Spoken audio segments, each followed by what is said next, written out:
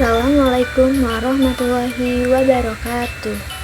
Di sini saya Selvina Priadini Putri dengan NIM 23231121 akan menyampaikan materi tentang metabolisme mikroba pada mata kuliah dasar-dasar mikrobiologi yang diampu oleh Ibu Tuti Lestari, SFI, MSI. Baik, sebelum kita mempelajari lebih jauh, kita perlu tahu apa itu metabolisme dan apa itu mikroorganisme. Jadi, metabolisme adalah seluruh reaksi biokimia yang bertujuan untuk mempertahankan kehidupan pada suatu organisme. Dan mikroorganisme atau mikroba adalah organisme hidup yang berukuran sangat kecil dan hanya bisa diamati dengan bantuan mikroskop. Berarti, metabolisme mikroba meliputi semua reaksi biokimia yang terjadi dalam sel mikroba yang berperan penting dalam regenerasi energi dan metabolit. Selanjutnya, keberagaman metabolisme. Ada 4, yang pertama yaitu kemoautotrof, organisme yang menghasilkan makanan dengan menggunakan energi kimia dari bahan di sekelilingnya. Contohnya, bakteri yang mengoksidasi hidrogen sulfur, besi, nitrogen, dan karbon dioksida. Yang kedua, fotoautotrof, organisme yang menghasilkan makanan melalui cahaya matahari, contohnya tumbuhan alga dan cyanobacteria. Yang ketiga, fotoheterotrof atau organisme yang memperoleh energi dari cahaya tetapi bergantung pada organisme lain untuk makanan. Contohnya ada bakteri non-sulfur hijau dan bakteri non-sulfur ungu. Yang terakhir yaitu kemoheterotrof, organisme yang memperoleh energi dan sumber karbonnya dari senyawa organik. Contohnya semua hewan, protozoa, fungi, dan bakteri. Selanjutnya, jenis metabolisme. Jenis metabolisme ini dibagi menjadi 2. Yang pertama ada anabolisme. Anabolisme merupakan penyusunan molekul kompleks dari molekul sederhana dan membutuhkan energi. Proses yang terjadi yaitu fotosintesis. Jenis yang kedua yaitu katabolisme. Katabolisme merupakan pemecahan molekul kompleks menjadi molekul sederhana dan menghasilkan energi. Proses yang terjadi adalah respirasi aerob, anaerob, dan fermentasi. Selanjutnya, metabolisme enzim. Katabolisme tidak terlepas dari enzim. Hal tersebut dikarenakan enzim berperan sebagai biokatalisator atau mempercepat reaksi, tetapi tidak ikut bereaksi. Ini merupakan mekanisme kerja enzim, di mana pada gambar ini, permukaan substrat berhubungan dengan area tertentu permukaan molekul enzim yang disebut sisi aktif. Kemudian terbentuk senyawa intermediat sementara yang disebut kompleks enzim substrat.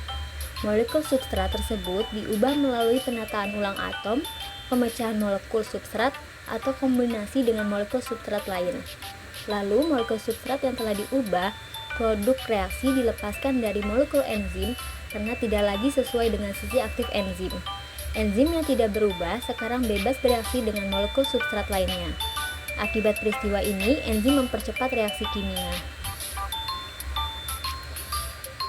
Nah, jadi enzim merupakan biokatalis yang mempercepat dan mengarahkan reaksi kimia yang tersusun atas 2 komponen utama, yaitu komponen protein dan komponen non-protein.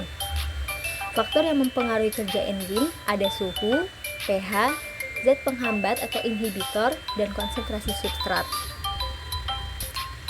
Selanjutnya yaitu cara produksi energi oleh mikroba. Pada katabolisme yang pertama yaitu respirasi. Proses respirasi ini terdiri dari 2, yaitu respirasi anaerob dan respirasi aerob serta proses fermentasi.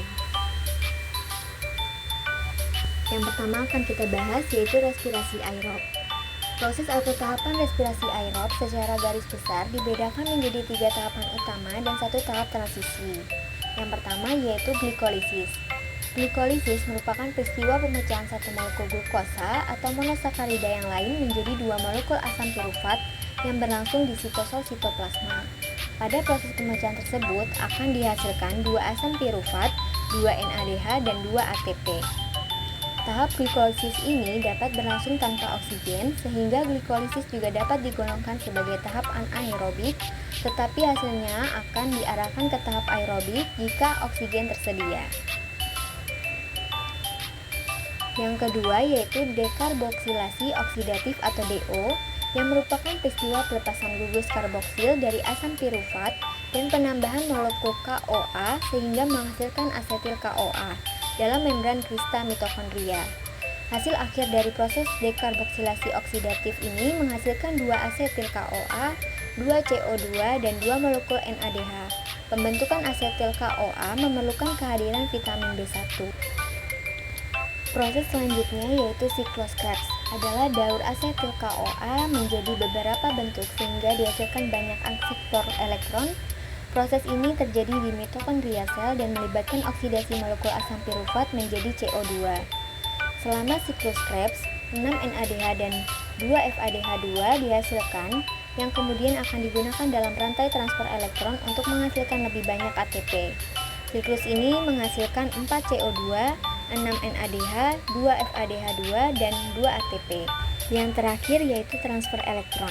Transfer elektron adalah proses dalam respirasi aerob di mana elektron berpindah dari molekul-molekul seperti NADH dan FADH melalui serangkaian kompleks protein dalam krista mitokondria.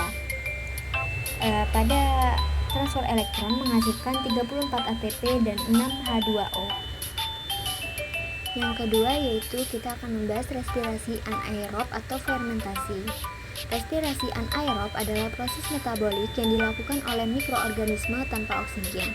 Respirasi anaerob juga dikenal sebagai fermentasi. Respirasi anaerob pada mikroba dibagi menjadi 2. Yang pertama yaitu fermentasi asam laktat yang menghasilkan 2 ATP dan 2 asam laktat, dan yang kedua fermentasi alkohol yang menghasilkan 2 etanol ditambah 2 CO2 ditambah 2 ATP. Fermentasi alkohol dan asam laktat merupakan proses metabolisme yang membantu sel menghasilkan energi saat oksigen tidak tersedia. Kedua proses ini dimulai dengan glikolisis.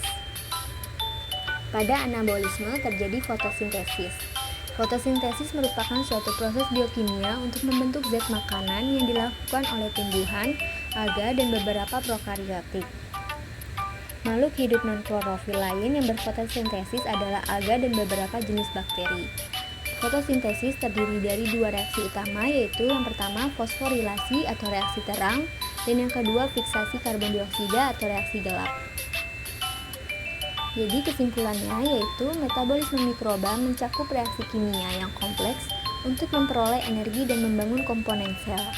Jalur katabolisme memecah molekul kompleks menjadi sederhana menghasilkan energi atau ATP, sementara jalur anabolisme menggunakan energi untuk mensintesis molekul kompleks. Jenis jalur metabolisme dan produk akhirnya bervariasi tergantung spesies mikroba dan kondisi lingkungan termasuk ketersediaan oksigen dan nutrisi. Baik, sekian yang dapat saya sampaikan mengenai metabolisme mikroba. Kurang lebihnya mohon maaf. Semoga bermanfaat. Wassalamualaikum warahmatullahi wabarakatuh.